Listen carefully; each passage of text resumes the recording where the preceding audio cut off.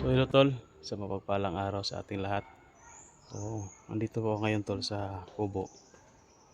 Nagbabantay ako sa ano, pinupuntahan ko lang dito yung mga alaga natin pero may nakita ako tol dun sa taas oh. Pero biglang nawala kanina.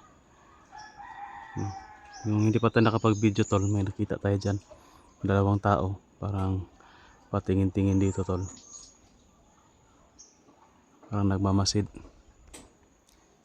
Nakapag-video na tayo, biglang nawala.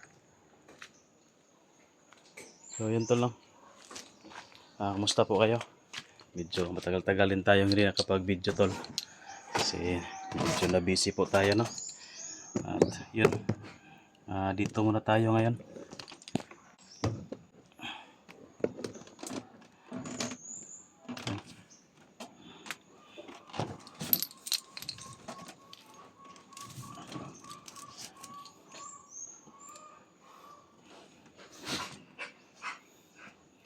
So yun, shoutout nga po pala no sa lahat po ng nanonood sa atin.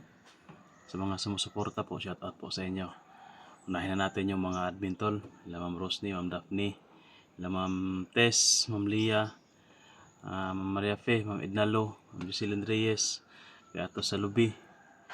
Yan, shoutout po sa kanila, yung mga mahisipag po natin na mga admin no, nag-share po ng video natin at nagmamanage sa mga GC po. Yan, maraming salamat po sa inyo. Shoutout po sa inyong lahat. At yun, shoutout na rin tol kay Ate Delin Choi, kay Ate Catherine Roldan, kay Tita Glors, kay Tita Jilma, kay Ma'am Juvie, Ma'am kay Ma'am Melinda Kimura, yun, shoutout. Kay Ma'am Nita Nagilnate, Ma'am Lilia Galan, at Ma'am Bilwa Udi, yun, shoutout. At yun tol, pasensya na kayo na hindi muna tayo nag-explore kasi Holy Week na, araw ng mga tol, linggo ng pagpuasa na tol. Hindi na tayo nakabalik doon sa bundok, medyo busy din, marami tayong ginagawa. Saka sana na tayo itong magbalik explore sa linggo ata or sa Lunes na lang no? Babalik tayo doon sa bundok, babalikan natin si Bito doon at kumustahin natin tol no? Pero sa totoo tol, may nakita ko dyan kanina no, dalawang tao, siguro mga tauhan siguro yan ni Bagsok or ni Agila kasi alam siguro nila na wala na tayo doon sa area, sila naman yung pumupunta sa atin dito. Baka nagmamasid yan tol, nagtingin-tingin dito may tao ba or malingan natin kung nakalapit na yan dito kanina kasi kakarating ko lang dito, bago lang. Nakarating na yan dito kay nagmasid sa paligid. Walang tao dito, ako na mag-isa. Hindi kasi namin to tinatambayan tong kubo tol. Pinagbawalan ko magtambay dito sila boy no. Ayan. Kasi delikado dito. Baka matsimpuhan sila ng kalaban dito ba. Baka mismo yung mga commander yung lulusob dito. Delikado. Kaya lang tayo dito, nag-robing lang. So sana tol no, hindi mo na bababa yung mga tauhan ni Agila dito. Sigurado ako ngayon si Agila nagpapalakas yun ngayon kasi araw ngayon ng mga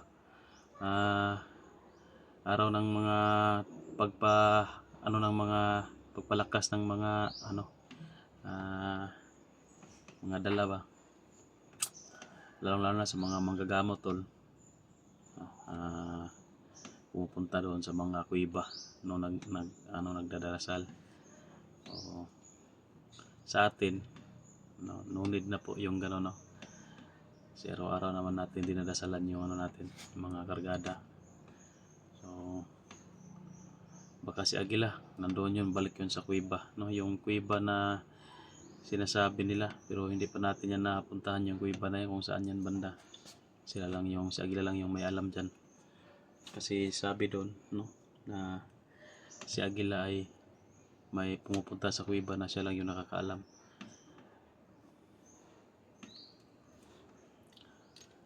So yun tol, kumusta po kayo, no? Medyo tagal lang tayo sa pag-update, na busy kasi tol, no? May mga lakad tayo at ano na rin yung mga ginagawa natin ba medyo malalayo, may pinupuntahan tayo. So ngayon lang tayo nagka-time na mag-video kasi medyo nami-miss ko yung tol, pag-video. Wala kasi tayong upload, no, doon sa channel natin, kaya yun, update na rin to tol, no, na yun yung si pala to, tol, si Atoy, nung nag-video kami doon noon dito kay Ayan at Boy, nung tatlo kami dito, no, na pag-usapan natin yung si Atoy. So pagbalik namin doon tol sa kubo, nandoon na naman yung mag-asawa, kaya yun, pinadala na natin tol, no. Tsaka tayo lang yung nakakaalam sa address nila, hindi natin binidyohan yung mga mukha ng sa kanya mag-adapt.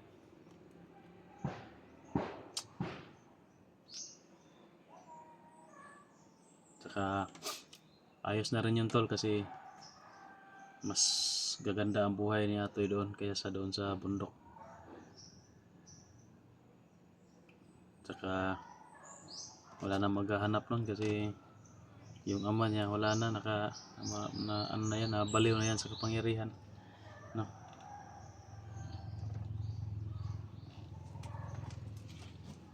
So yun po, natin tol, pinag-pray lang natin na hindi sila lulusob dito, kasi madadamay itong mga natin, itong mga alaga. Magkaputukan dito, masyak na naman yung mga natin alaga.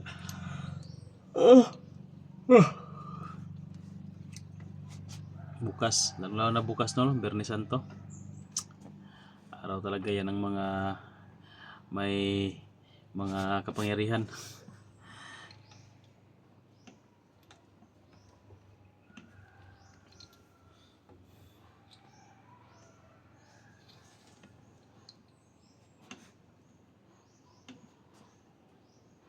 Saglit lang tayo dito tol, hindi tayo magtatagal dito, lalo na may tayo nakikita tayo dyan na nagmasid-masid.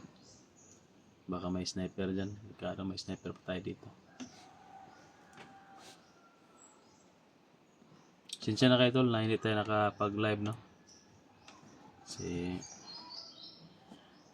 malas yung namin dito, yung kuryente. Yung kasi namin ito, source ng kuryente tol is tawag dyan Nordico. Tapos pinapalitan ng Davao Light. Medyo nagkagulo. Pag may brown out, wala, hindi agad maayos. Tapos parati pang nagba-brown out. Kahit na maganda yung panahon tol, init, walang hangin, maliwalas yung panahon, pero nag-brown out pa rin. Tapos walang mag-ayos. Hirap kapag nag-live tayo tapos biglaan lang mawala ba, abutan ng brownout. Mahina kasi yung data, lang tayo nakadepende tayo sa wifi lang kasi. Yung din yan, PLDT.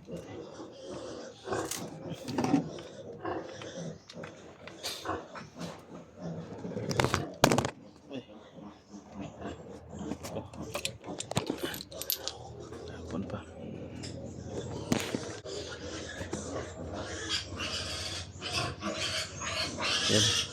Maingay na yung natin dyan, inahin na, may mga biik na yan.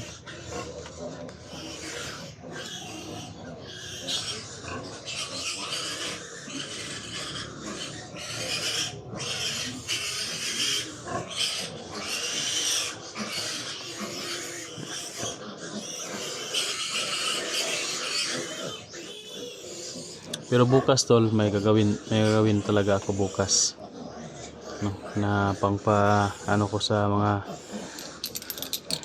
dala natin na ano, mga agimat anting-anting.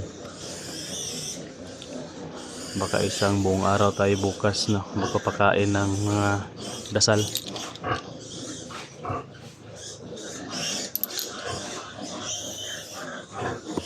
Ngayon mga biik, nagpapasuso na yung inahin natin.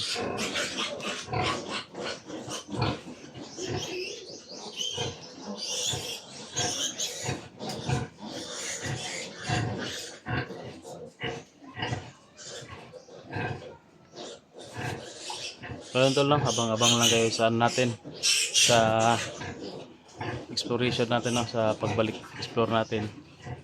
Sana manood pa rin kayo ng mga video namin tol. Nandiyan pa rin kayo nakasuporta sa aming mga video. Babalik ako doon sa ano tol, kasama ko na si ano, si Ayan or si Utol Rins, no, para balikan namin si Bito. At may usapan kami nun na babalikan ko siya at pag-usapan namin yung mga hakbang na gagawin namin, no, para doon sa bundok. May mga ano kami na pag-uusapan, importanteng bagay na pag-isipan kasi natin tol, na dapat si ano, si Bito yung mamuno doon sa bundok.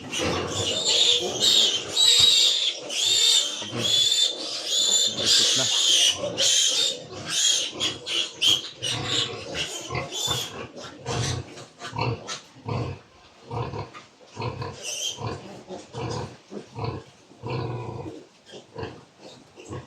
So baka gusto nyo tingnan tol yung mga biik natin.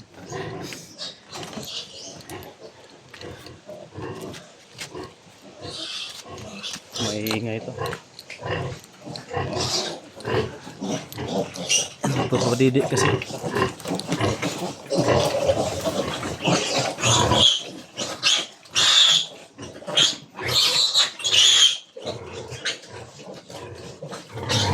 Wala na.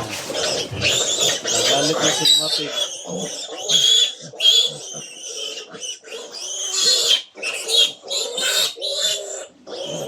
Ang ingay niya kasi. Galit na tuloy yung mama niya.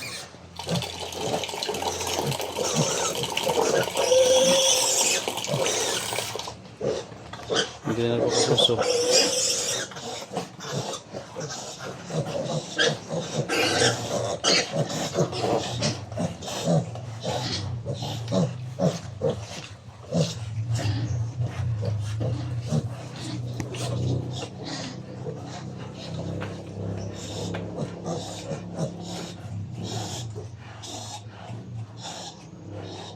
So yan. Tumahimik na.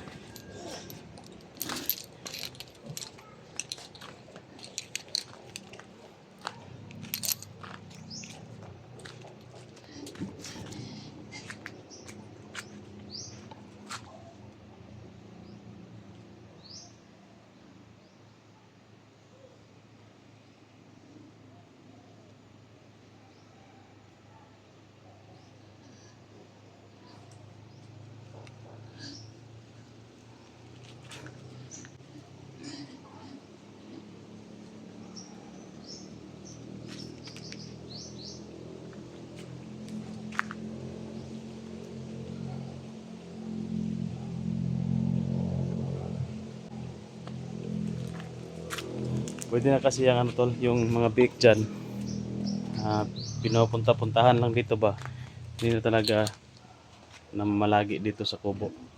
Bisibisitahin lang namin. Malalaki na kasi yan. Ano daw yan? 13 days. Parang 13 days na natin yan. Sabi mo sa parang 13 days na yan tol. Yung mga biik. Malaki na. Yun daw ang ano tol. Pagka panganak niyan. So yung taga-bantay ko dito, yung taga-pakain, siya yung nagbantay. Para mapakain yung, ay para maiwasan yung pagkakaipit ng biik ba. Tinambayan niya talaga dito. 3 araw yun. Pagkalipas ng 3 araw, ano na lang, bisita na lang. Delikado kasi dito at wala kasi tayo dito. Nasa exploration tayo, no? So, yan. Parang may video din siya sa pagpapanganak niyan. Hindi pala siya nakapag-video kasi madalian daw. So, yun lang tol sa video natin, no? Musta lang po sa inyo. Update lang po natin to tol. Si Ayan at saka si Boy, ayos naman yan. Nandun sa kubo. Sa bali explore natin tol, hindi na natin sasama si Boy. Kasi si Boy yung parubing-rubingon ako, dari ba?